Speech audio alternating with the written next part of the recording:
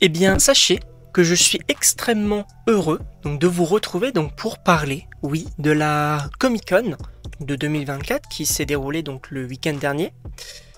C'était une Comic-Con, je vais pas vous mentir, au début, en tout cas les 3/4 de la Comic-Con, c'était pas forcément incroyable. Mais on va dire que les annonces de fin, on a eu quand même de quoi grignoter, de quoi réfléchir aussi. Donc on va y revenir et on va commencer directement. Par voilà, un petit peu crescendo. On a appris que notamment dans le prochain film Captain America Brave New World, on allait avoir premièrement le céleste Tiamut qui allait revenir, qui allait être évoqué, et que du coup ça introduirait l'adamantium. Pour ceux qui ne savent pas ce qu'est l'adamantium, c'est tout simplement le métal qui compose entre guillemets les griffes et le squelette de Wolverine. Les rumeurs qui parlaient de ça, qui parlaient du coup que voilà, il y allait avoir plusieurs pays qui allaient se battre pour cette ressource-là, puisqu'ils n'ont pas accès au vibranium. Tout cet aspect politique, bien évidemment qu'on va y revenir dans d'autres vidéos, et c'est vrai que c'est hyper intéressant. Donc moi, le fait qu'ils confirment ces rumeurs-là, je dois dire que je suis extrêmement chaud, parce que l'aspect politique c'est vraiment hyper intéressant selon moi. Donc pour le moment, ce film-là, il me chauffe pas mal. Ensuite, on a également appris qu'au niveau des 4 fantastiques, en gros, bien évidemment ils sont revenus sur le film, le tournage va débuter, et d'ailleurs je crois qu'il débute aujourd'hui.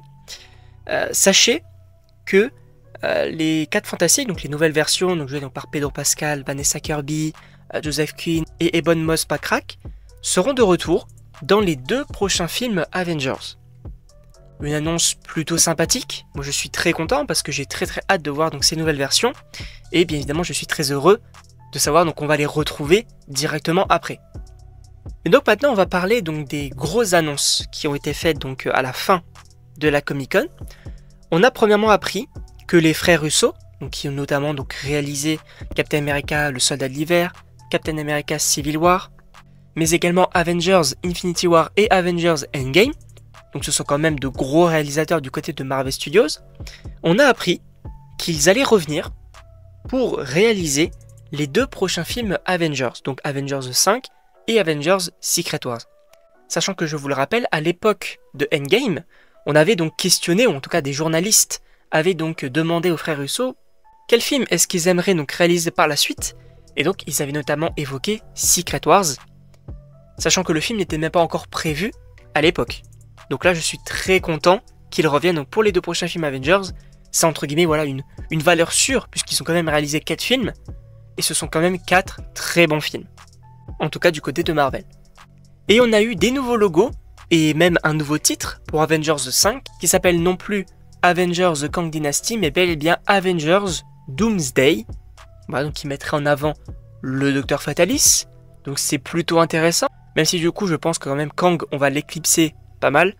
Mais on a également un nouveau logo concernant Avengers The Secret Wars.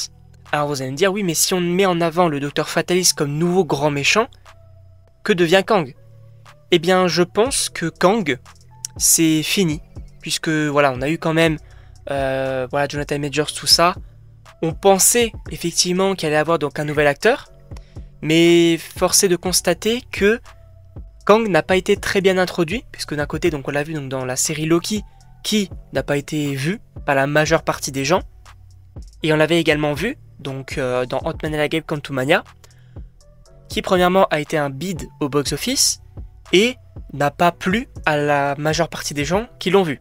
Et on va terminer par la plus grosse annonce de cette Comic-Con, et je vais pas vous mentir, quand ils l'ont annoncé, c'était incroyable la manière dont ça s'est fait, puisque oui, on a appris que Robert Downey Jr., qui voilà, vous connaissez bien évidemment pour Iron Man, Sherlock Holmes, plus récemment également dans Oppenheimer, avec lequel il a reçu un Oscar, allait revenir du côté de Marvel Studios pour interpréter le Docteur Fatalis.